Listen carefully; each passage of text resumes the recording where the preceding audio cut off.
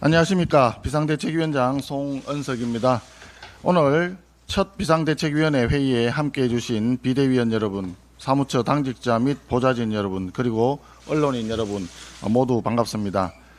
오늘 비상대책위원회 회의는 변화와 혁신을 위한 첫걸음입니다. 오직 국민만 바라보며 기초부터 바로 세우겠다는 각오로 다시 시작하겠습니다. 무너진 국민의 신뢰를 회복하여 사랑받는 야당, 승리하는 야당으로 거듭나겠습니다. 이를 위하여 국민의힘 혁신위원회 위원장으로 사선의 안철수 위원님을 모신 점을 어저께 말씀드린 바 있습니다. 안철수 위원님은 뛰어난 역량과 경륜을 바탕으로 국민이 공감할 수 있는 변화와 혁신의 청사진을 제시해 주실 것이라 믿습니다. 아울러 당의 변화와 혁신은 모두가 함께할 때에만 완성될 수 있습니다. 혁신은 어느 한 사람의 소임이 아니라 국민의힘 구성원 전체가 함께 만들어가야 할 공동의 과제라고 생각합니다. 비대위가 제시하는 변화의 방향과 어젠다에 대해 좋은 의견이 있으시면 언제든지 경청하고 함께 길을 찾아가겠습니다. 국민의힘 비대위는 오늘 이 자리에서 과거의 실패를 다시는 반복하지 않겠다는 반성과 각오 위에 희망과 책임의 정치를 시작하겠다는 굳은 다짐의 말씀을 드립니다. 국민 여러분의 애정어린 조언과 아낌없는 지도 편달을 부탁드립니다.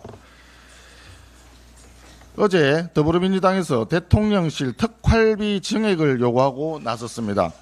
불과 반년 전 본인들이 전액 삭감했던 대통령실 특활비를 원활한 국정 운영에 필요하다면서 추경으로 증액하자고 나선 것입니다.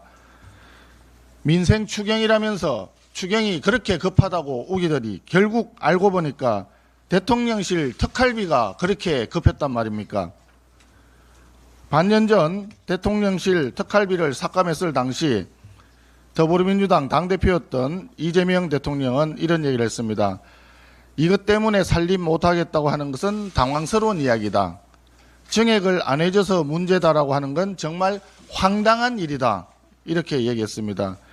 당시 박찬대 원내대표는 대통령실 특활비를 삭감했다고 해서 국정이 마비되지 않는다라며 목소리를 높였습니다. 그랬던 더불어민주당이 대통령 취임한 지 고작 한 달 만에 특활비를 증액하자고 요구하고 있는 것입니다. 큰 소리 땅땅 치더니 특활비가 없어서 살림을 못하겠다는 말입니까? 특활비가 없어서 국정이 마비되었다는 말입니까? 이재명 대통령 말씀대로 정말 황당한 일입니다.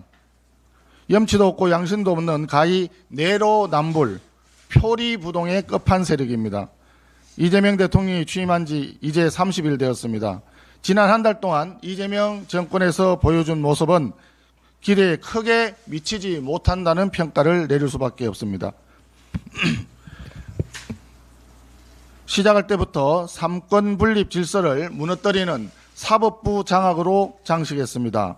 더불어민주당은 대통령 재판중지법 강행 처리를 예고하면서 사법부에 대한 공공연한 압박을 시작했고 사법부는 이에 굴복하여 대통령 재판을 줄줄이 연기하기 시작했습니다. 인사참사는 계속되었습니다. 이재명 정부의 인사는 한마디로 변전충 인사입니다. 변호인단의 변, 전과자의 전, 이해충돌의 충, 변전충 인사입니다. 먼저 변호인단 보겠습니다. 이재명 대통령 변호인들이 대통령 비서실을 비롯한 곳곳에 요직을 차지했습니다.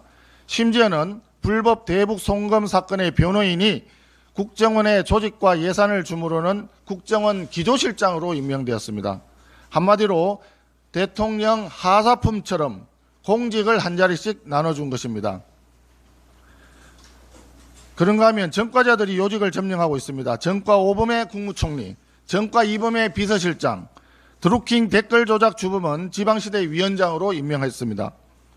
고용노동부 장관 후보자 음주운전의 폭력까지 전과 5범입니다. 중기부 장관 후보자 국민들께 송구스러워서 말씀드리지 못합니다. 음란물 유포 전과자입니다. 말 그대로 범죄자 주권 정부인 것입니다. 오죽하면 이재명 정부에서 출세하고 싶으면 범죄부터 저질러라 라는 말이 시중에 나돌겠습니까? 온갖 이해충돌 논란을 달고 있는 인사들이 대거 장관에 지명이 되었고 전국 5군데에서 동시에 월급을 받은 겹치기 논란의 국가보훈부 장관 후보자, 이분은 말씀도 참 재미있습니다. 커피 마시는 것도 일이라고 궤변을 늘어놓고 있습니다. 이쯤 되면 인사검증 시스템이 완전히 마비된 것입니다. 사실 인사검증 시스템이 없는 것이나 마찬가지입니다. 법무부에 두었던 인사검증 위한 조직은 없애버렸습니다. 그리고 장관 인사 지명 다 끝나고 난 뒤에야 민정수석을 임명했습니다. 인사검증을 어디서 했는지 알 수가 없습니다. 외교는 불안하기만 합니다. 미국의 관세 유예 기간이 일주일 앞으로 다가왔는데 이재명 대통령은 트럼프 대통령을 아직 한 번도 만나지 못했습니다. 관세 폭풍을 어떻게 해결할 구상인지 국민들의 걱정이 점점 커지고 있습니다. 그런 가운데 집권 여당은 야당의 전면전을 선언하면서 막가파식 입법 폭주의 시동을 걸었습니다. 어제 과방위는 여당 주도로 방송장악 3법을 일방적으로 처리했습니다.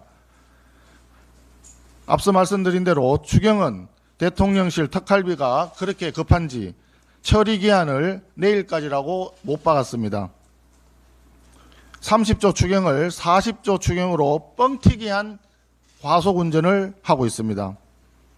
야당의 걱정도 경제계의 우려도 귀를 닫은 채 점령군식 행보를 이어가고 있는 것입니다. 오늘 이재명 대통령이 기자회견을 갖는다고 합니다. 허니문의 신기루를 쫓아 자화자찬에 그치는 자리가 되지 않기를 바랍니다. 지난 한 달은 국민과 함께 매우 실망스러운 시간이었습니다. 이제는 달라져야 합니다. 국내에서는 통합과 민생을, 국제 무대에서는 국익과 신뢰를 구축하는 데 국정기조를 모아가길 촉구합니다.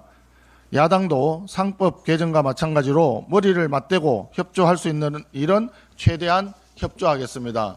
이재명 대통령이 올바른 길로 나아가기를 다시 한번 강력히 촉구합니다. 이상입니다.